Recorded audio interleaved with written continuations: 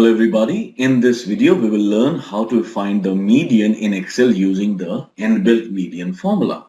Like we have these three ranges of data.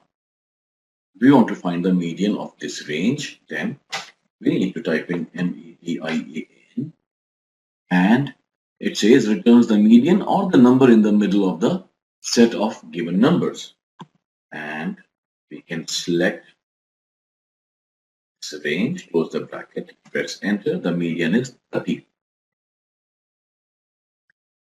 And for this range, it would be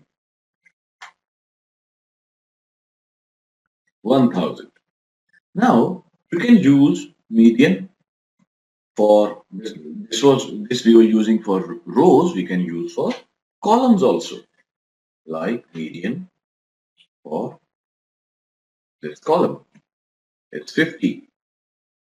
We can use median for non-consecutive ranges,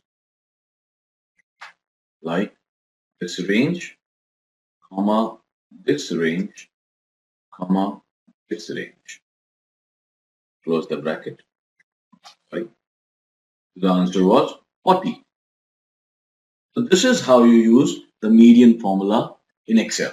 See you in the next video.